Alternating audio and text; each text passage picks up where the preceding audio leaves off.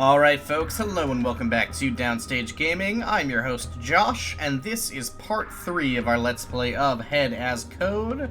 When we last left off, our sort of in media res story ended with poor Jasmine's death, mysteriously shot by an oncoming, somebody who was in an oncoming metro that passed by the station.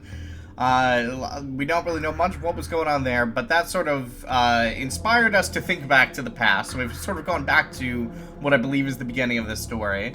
We were on the metro on like a normal day with Jasmine and our roommate Marco in a just very awkward event. We fell asleep, woke up with Jasmine here, and now we're on this empty train, so we're gonna look around. Let's explore.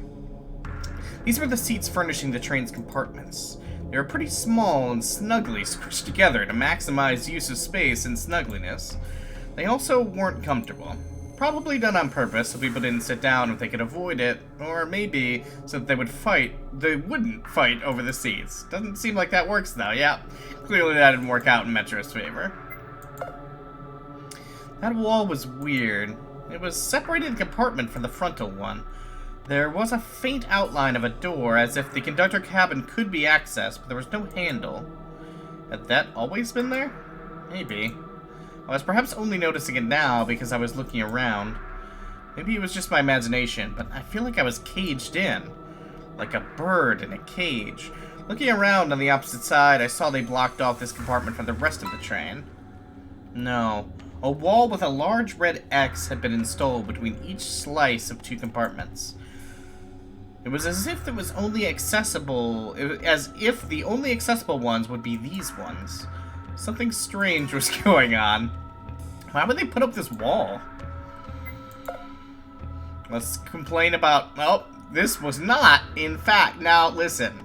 I know your first thought was that this was a stripper pole, but listen here, pervert. It was much more dangerous. Germ City. First of all, pole's covered in germs, unlike a stripper pole.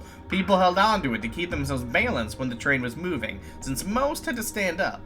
Sometimes the train was so packed you were squeezed like sardines against one another. It was pretty damn hard to breathe as well. Oftentimes didn't need to hold on to it because I mastered the art of spreading my weight over my legs. It is very, you feel a weird sense of power when you can sort of balance yourself on one of these things without having to hold the pole. All I had to do was open them a bit wider than usual and stand perpendicular to our directional movement. By shifting my weight accordingly, I could fight off the pull of gravity.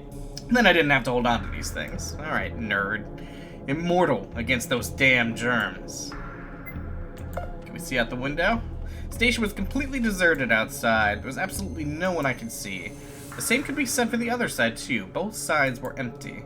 Normally trains passed on both sides as well, but if what Jasmine said was true, the fact that this one didn't move and the fact no other passed by was very strange. Still, my destination was right outside the train. Perhaps I'd better understand what I was seeing out there. The walls were covered in metal plates too. This wasn't what the stations looked like normally. Very unfriendly. Alright, let's talk to Jasmine first before we... So you fell asleep, right? I know I said woke up, but I really didn't.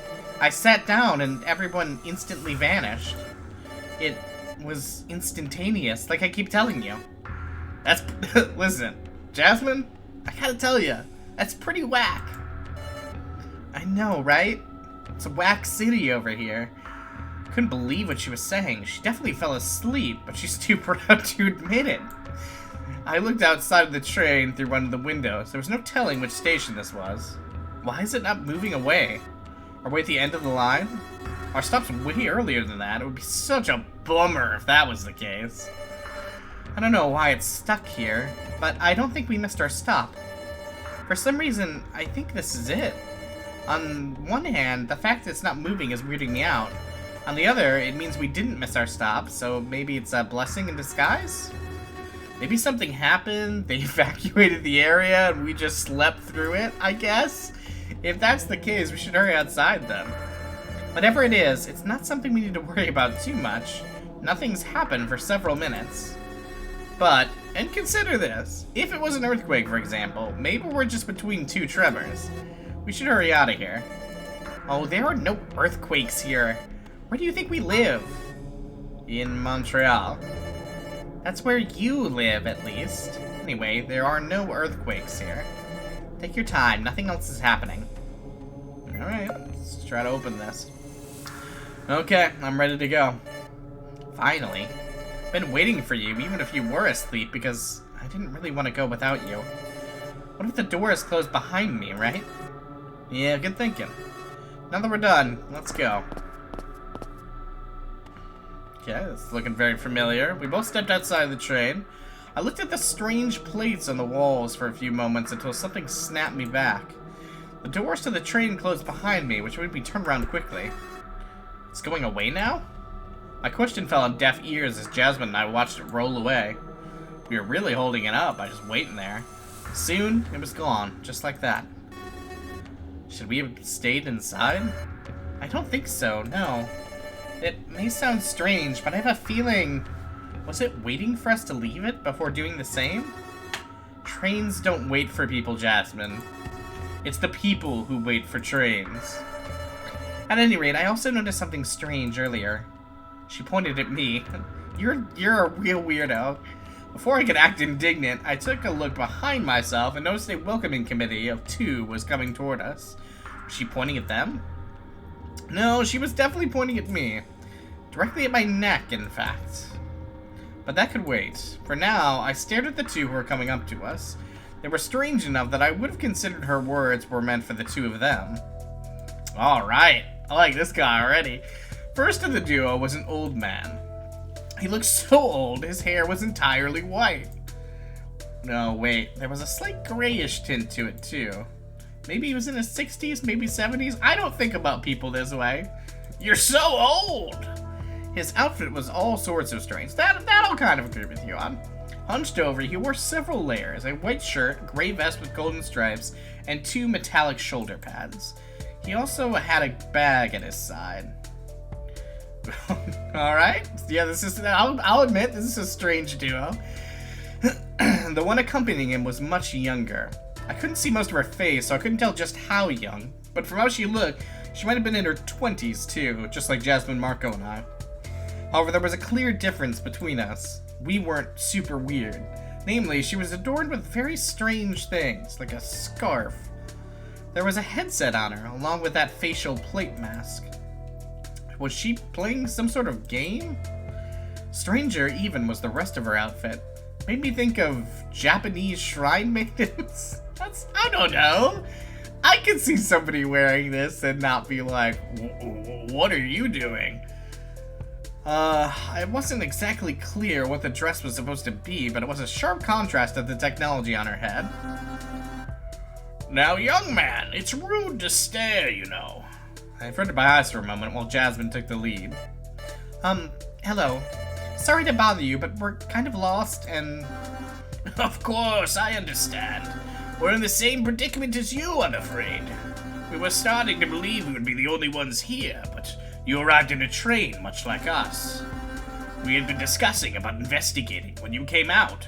Now the train is gone. Ah, right. So, anyway, my name is... Are you sure you want to give your name to a frail old man such as myself? Think of the weird things I could do with your identity. Information can be troublesome if it falls into the wrong hands. While I'm glad you're willing to trust me that much, it doesn't matter if we call ourselves by something else, no? Didn't understand what he was suggesting. Jasmine did not seem to share my confusion, instead considering his words carefully. Perhaps she figured this meeting was too strange as she backpedaled on her decision. You're right. I feel like this is a little unorthodox, so fine then. You can call me Jay. How about that? Jay? Or do you mean the letter J? The letter is fine. It's like a nickname. Not much of one, but nonetheless. Couldn't fathom why she was so hesitant about this. I'm dying to tell this old man my name. Had she participated in something like this before? Suddenly a cold feeling spread through my spine. Was this dangerous in some fashion? No, Simon, you had to stop thinking this way. There had to be some kind of explanation. And I'll be... Oh, sorry. I just thought I'd try your voice for a second, old man. And then I'll be, S.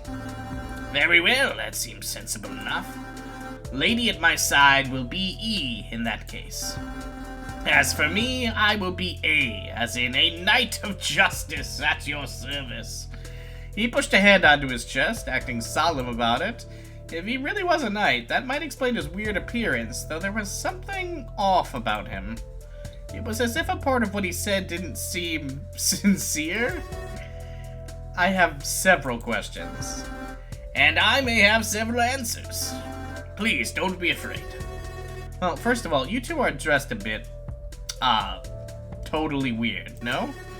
I hope that doesn't come off as rude of me. Oh, it's quite alright. People make fun of me all the time. Yeah, I wasn't saying anything, but it's a little out there. Don't worry about it. What you both should be worried over, I think, is the fact that we are wearing collars. I squinted a little. That's right, around his neck was a strange black collar. It was also present around E's neck, and when I looked at Jasmine, it seemed she had one too.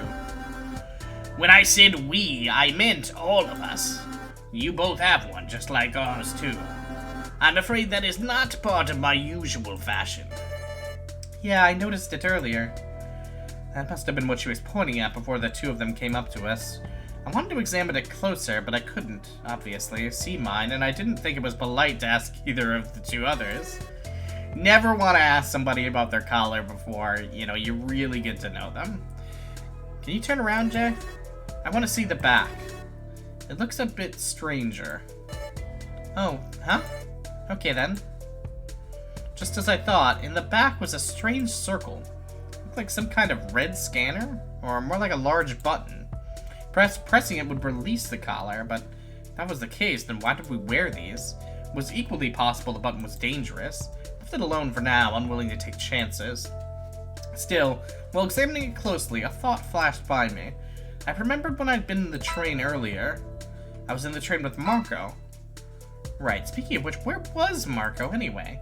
He didn't try to scare us like I thought he would. He's still hiding. He's waiting for the perfect moment. There's some sort of lock in the back, I think. There's a glowing red button, but I don't think it would be a good idea to press it. I just don't know what will happen. I see. Oh, something's coming.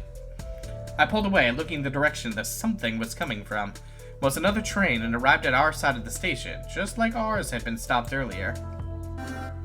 Interesting. I can see two men in this one. Jasmine, A, and I went over to the window to stare. The only one who hadn't moved at all was E. In fact, she hadn't spoken even once since the two of them came up to us. But all those thoughts were dispelled when I noticed one of the two men inside the train was Marco. The other was a large, buff man. It's just super sexy. He didn't look particularly young. I could tell because he was a redhead, even if his hair was several long streaks of gray hair scattered throughout. Neatly combed on one side, the other was a bit more of a mess. So it was like that when we arrived too. Think we need to open those doors? I don't see how we could do it, but let's try, I guess. Naturally, I figured those doors wouldn't open even if we tried, as it was an automated system. Yet we still decided to have a look around the train, just in case. Alright, we got quite a bit here. So I can't do anything with E or Jasmine. Okay, we can talk with him and we can look around. Let's look around here first. Generally speaking, there was always a driver, or conductor, I guess, who sat in the frontal cabin of the train. There was also a second cabin in the back with another one of them. Together, if they combine, they'd form a giant robot capable of taking down Godzilla. On a more serious note, I wandered to the back of the train to try and see if I could catch a glance of who was driving us around, but as much as I tried to look inside, couldn't see anything. The view through the windows was completely dark. If anyone was inside, I wouldn't know. It was the same for the other side, too. I knocked on the frontal driver compartment door.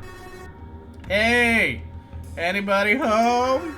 Special pizza delivery straight to the train! A slightly hollow sound resonated on its own without any answer from within. I doubt they're hungry. The likely scenario is that if there's someone in there, they don't want to come out. However, due to the way it's closed, I don't think this door ever opens. Wait, they wouldn't be able to come out even if they wanted? Precisely. There's probably no one in this cabin then. I thought that was strange. Trains didn't work that way. That's just simply not how it's done. What's on our map here? Okay.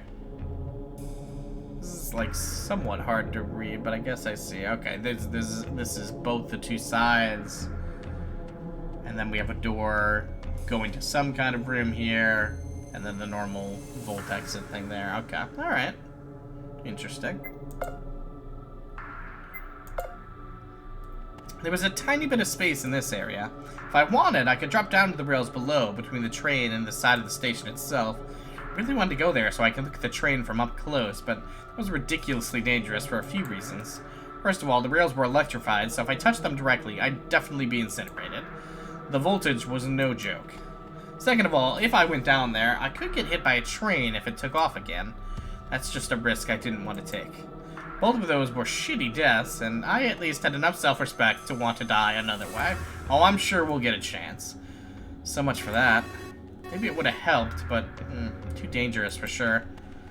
However, the fact that the middle of the compartments was otherwise made of a rubbery surface gave me an idea. Hey Jay, come over here. This is softer. Maybe we can break it through? No, even I can tell that's not gonna work, and I'm a total moron. It might be rubbery, but that's just so it allows the train to turn. If it's wide open inside, which it is, she pointed the opening between the compartments, then it has to be solid and hermetically closed. Even if it's softer, I doubt we could break through this part. Crossed my arms as Jasmine continued examining this spot, even if nothing came of it. Sometimes the best solution to a problem was a direct one. Break that window. I went to the door, or the door, fine. I went to the door as my first pick. No, it was actually my third pick, I don't know if you noticed. And tried to see if there was any way for my fingers to fit underneath to pull them open. Don't think that's gonna work. Jasmine saw what I was trying to do, and I had to admit, she was right. I reluctantly let go of it.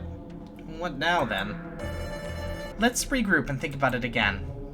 Alright, well, let's talk to A, then. I was about to talk to the others when something interrupted me. As soon as I moved, the train's doors finally opened. Almost immediately, the older man walked out. He looked at us with a frown. For a second, he looked as if he was going to speak, but he went off on his merry way alone instead. See you later, bud. Hello? Talk about rude. Wanted the last part of my breath to avoid getting beat up by him. Man, that size he just didn't screw around with. It seemed as though he and Marco had woken up during our search, as the latter followed behind, exiting the train similarly to the mountainous man. Hey, Simon! Looked joyful to see me, but almost instantly, Jasmine frowned and put her hand over his mouth. Shh! This place is all sorts of weird. We're not using our real names, just aliases. Right now, he's going by S and I'm J, okay? Marco looked at her with all the surprise in the world before he nodded, acknowledging her request. After making sure he understood, the girl let go of him. You know, I mean, he's already blown it, right? There's no way the other two didn't hear that. In a way, I was a little annoyed that my name was known to old man A. Okay, and it's such a girl. Okay, alright, so we do know that. However, neither seemed bothered in the least. There's no cause for worry. Of course, I've heard your name, but it's not something that preoccupies me. Definitely not gonna use that to kill everyone you love. Would not be much of a night of justice were I to backstab you now, would I?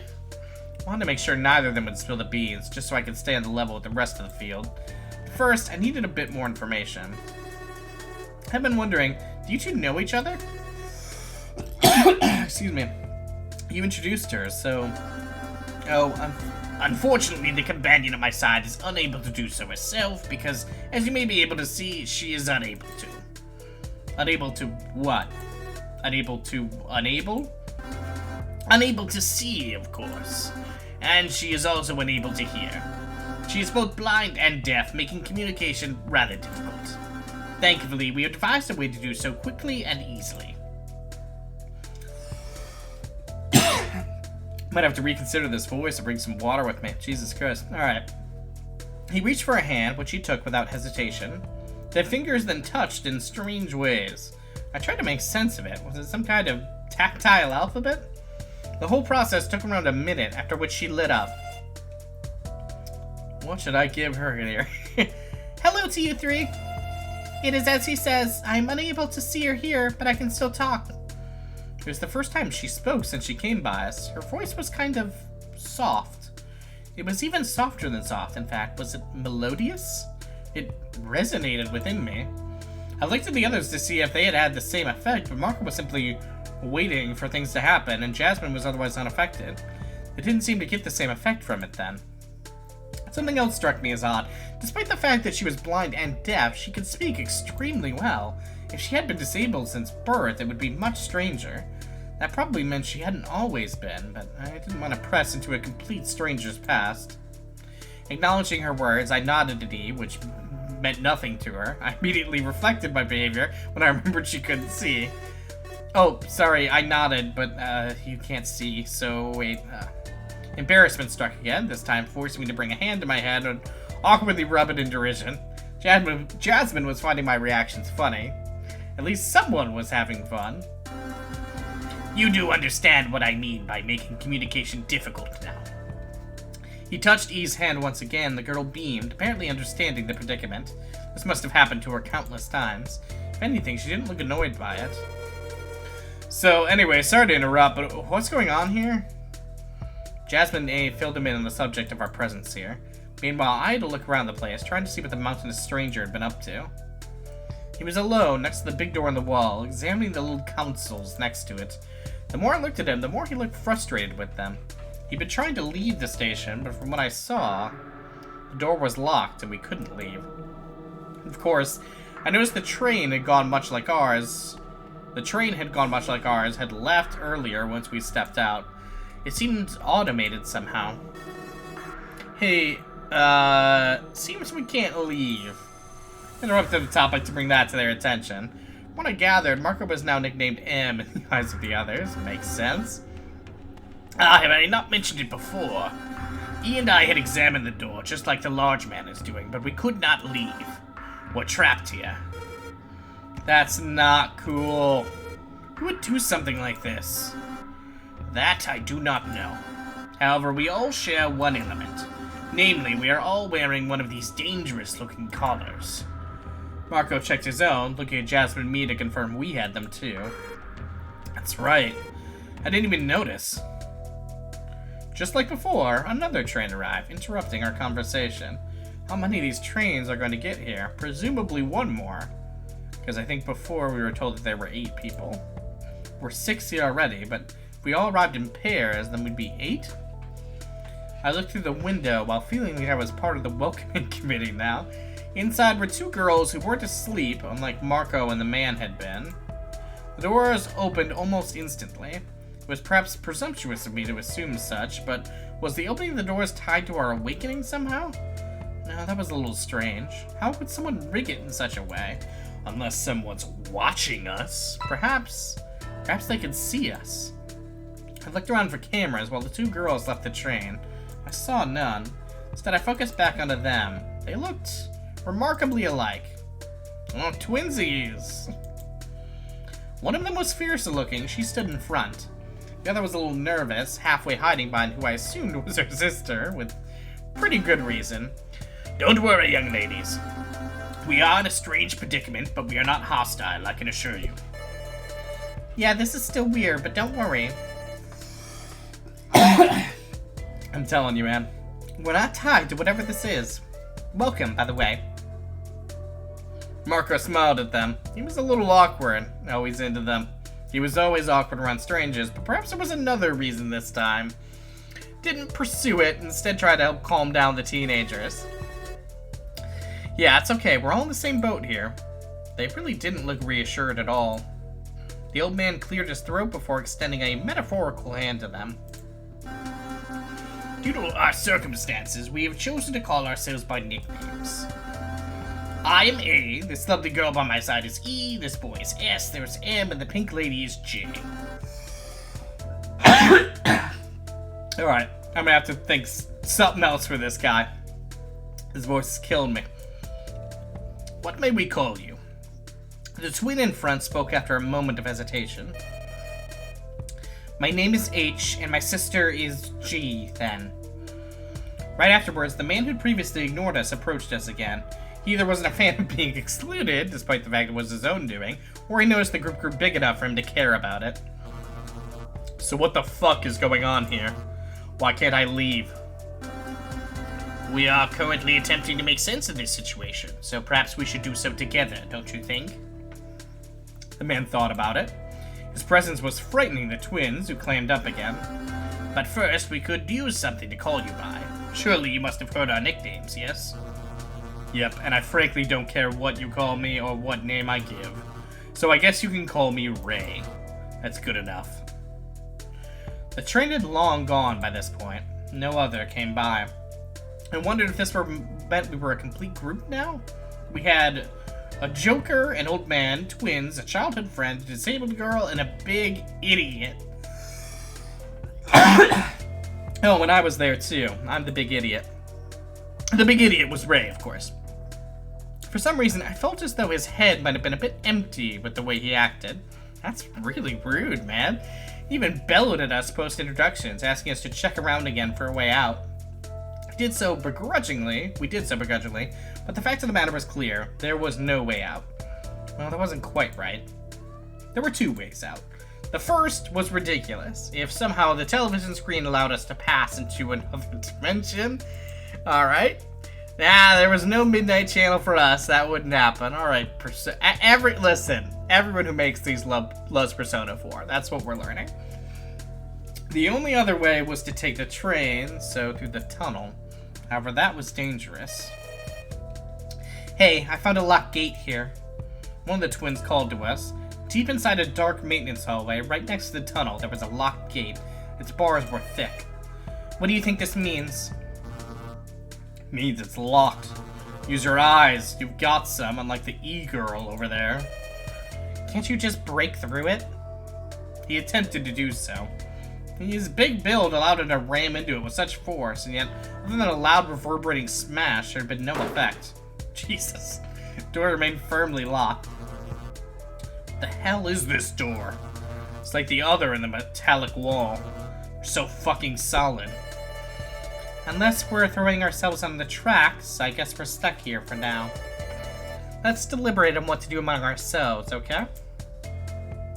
It was then decided that we'd split up a little, talk about what to do, and reconvene. Jasmine and Marco split up from the rest, and I was going to follow up on them, but A stopped me.